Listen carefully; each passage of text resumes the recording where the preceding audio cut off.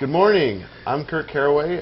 We're here at Common Coffee for our town. This morning we're going to be talking with Paul Brugger. He is running for School Board District 6. Right now we're going to take a short break for a word from our sponsor. What's the role of a healthcare system? Is it to make you better when you're sick? To mend you when you're injured? Are you ready to live healthier? Start today at herestoyourhealth.net, a free service of Carson Tahoe Regional Healthcare. And we're back and we're talking with Paul Brugger. Good morning. How's it going? Morning. Good. And you decided to run for School Board District 6? That's correct. I've been in this town since 1968.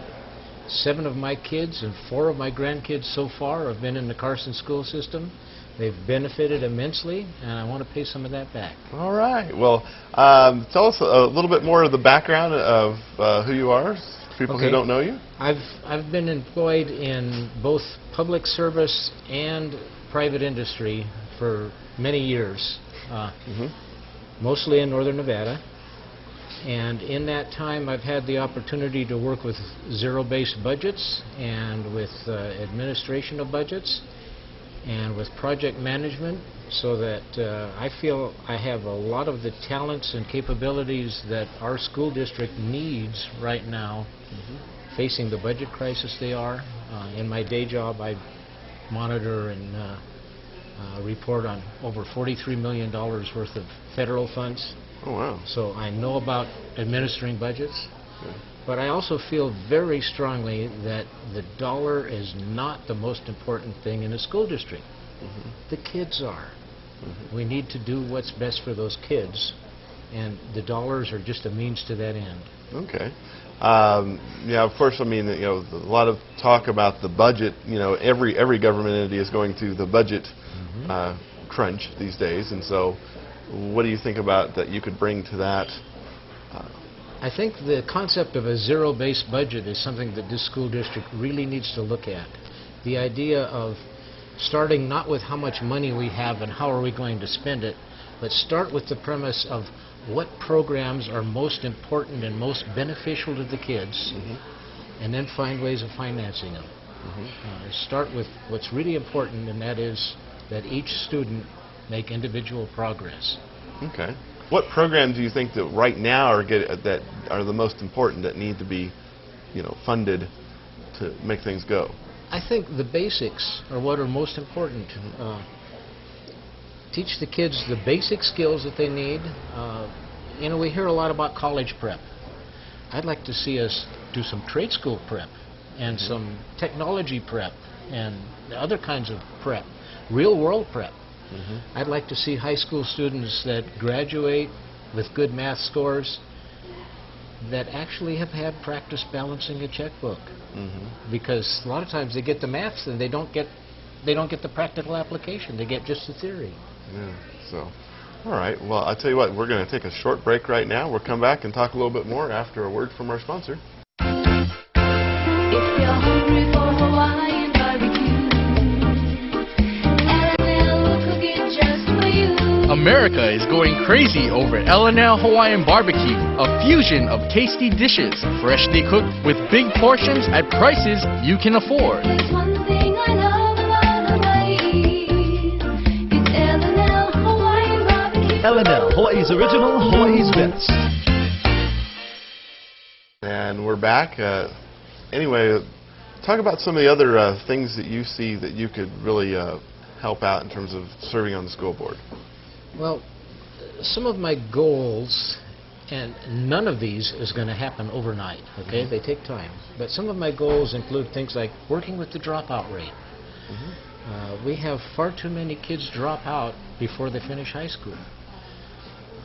I am working with a nonprofit group right now that is willing to go out there and do some mentoring, not just with the kids, but mentoring the parents of these kids that fit the demographic of the potential dropout. And you need to start working with parents in 1st, 2nd, and 3rd grade, not when the kid's in 9th grade and in serious trouble.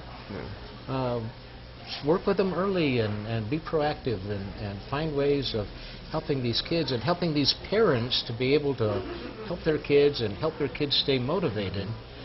so that when the time comes, they're not looking at, gee, is there anything left in grades 11 and 12 for me? But they're looking at, wow, there's this neat program I can get involved in, and it leads to trade school or culinary or goodness knows what else, you know, but maybe drama, maybe performing arts. But these kids all need to have something to focus on as a long-term goal, and those programs need to be part of the school. And that doesn't mean the school district has to fund them all. There are lots of wonderful organizations in our community that would help fund some of these kinds of programs. Okay. That sounds interesting. I mean, I guess the idea that, you know, it's not always the school's fault. You know, there's the parents and the kids themselves. You know, it's all, you know, a formula that makes it all come out. Well, they say it takes a village to raise a child. The school district is one part of that village. The parents are an extremely important part. So is the rest of the community. And I think the rest of the community, if properly approached, is going to kick in and help with this. Okay. Now, in terms of, you know, funding, like you said, the zero-based budgeting, you know, do the schools have the funding they need now from either the local or the state level, or do you think that eventually will need to be addressed? It definitely needs to be addressed. There's a bond issue pending that could be helpful. There's a reserve that the district has. The current staff has done an excellent job of coping with the situation they have. I mean, it's a tough situation. But they've managed to keep a reserve there, and that may well see them through, at least until the economy starts to recover. But we need to make plans right now for what happens if that isn't going to be quite enough, make plans to help that, to make sure that it will be enough. I really think we need to look at other sources. Every time in private industry and in state government, when I've seen problems with the bottom line, the first thing people start doing is start cutting costs. And sure, you need to control costs, and you need to look at income. And there are ways of bringing financial resources into this school system that could help keep it alive and keep it not only alive, but keep it productive and viable and stimulating for the kids. Well, there's been talk, you know, on campaign trail with some of the statewide candidates that, you know, education is an investment in the future economic growth of the state compared to, you know, reliance on just mining and casinos and things like that. I mean, is that, you know, where we need to go? Like you said, the trade school and building up from there? The state agency I work for is very heavily involved in training. But we don't want to just produce a bunch of well-trained, unemployed people. We want to produce an environment that's going to encourage business to come into this area and create those jobs to employ those people. Okay. Well, I want to thank you for coming on and talking to us this morning. And thank you for tuning in. I hope to catch you next time on Our Town at Common Coffee. Do you feel like you have to take out a loan to pay your water bill? Is that drip, drip, drip driving you nuts, nuts, nuts? Leaky pipes can cost you a fortune, not to mention the wasted water. Even small leaks can waste hundreds of gallons.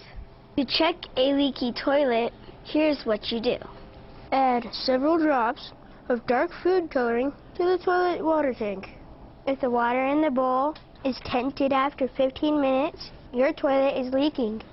If it is, all it may need is a new toilet flapper, which is easy and cheap to fix. If you don't want to do it yourself, you may want to call a licensed plumber. Outside your house, check your hose bibs. They can waste thousands of gallons of water over the summer. In the long run, the water you save will pay for itself, and you will be doing your part to use water wisely. Every drop